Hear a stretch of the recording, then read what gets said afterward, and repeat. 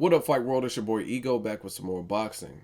Well, it looks like Manny Pacquiao's shutout against Brandon Rios. He dominated that performance.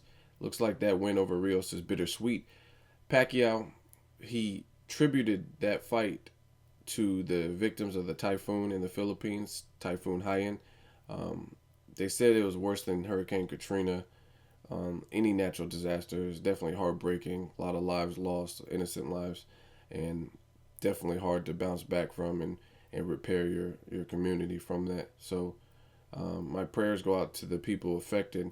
Um, as far as Pacquiao, it looks like his return was a little bit bittersweet because the IRS is saying that he owes money again, and I guess they put a freeze on all his assets and like bank accounts, meaning they're not accessible to Pacquiao. Like the money he has money in his bank account, and it looks like they're attempting to garnish it.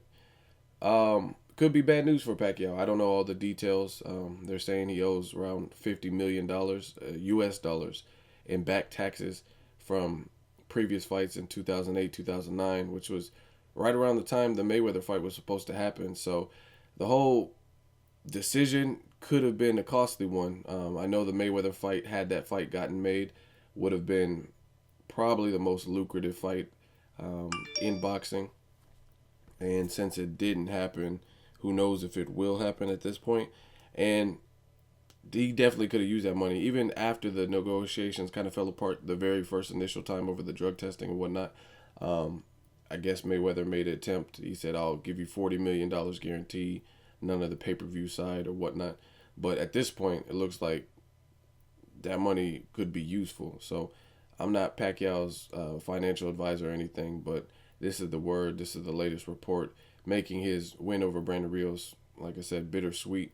Hopefully, gets taken care of because at the end of the day, they say there's only two things that are promised. That's death and taxes.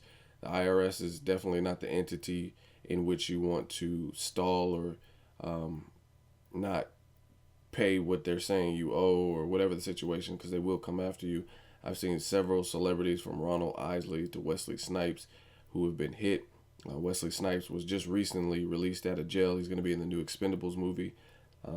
But tax evasion, tax fraud, definitely no joke. They really come after you, and there's really little to nothing you could do other than pay them.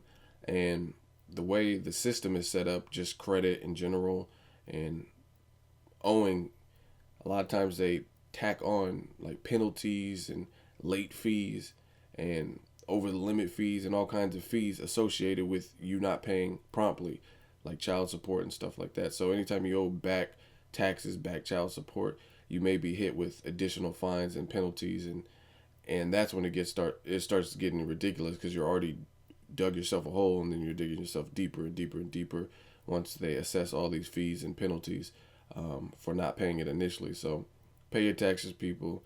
You definitely don't want to have to endure what the IRS can bring. And like I said, there's really nothing you could do.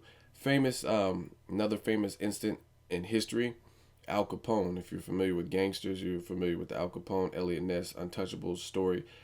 They tried to, Elliot Ness and the police forces, they tried everything to convict Al Capone of something.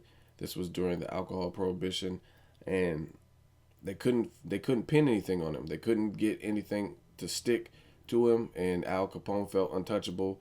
And eventually, it was tax evasion in which they were able to bring him in and sentence him and put him away and get him put in jail. So that just shows you how powerful these fucking taxes are, because this dude's doing several illegal things, illegally selling things and smuggling things, probably kill people, and none of that, they couldn't find the necessary evidence to make the charges stick and bring him in for that and hold him in and get him locked up.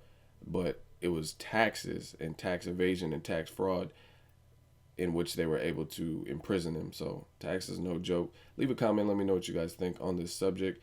Pacquiao owes approximately $50 million, and this is coming off of his spectacular performance against Brandon Rios. So let me know what you guys think. As always, hate, comment, or subscribe. Till next video, it's Ego signing off.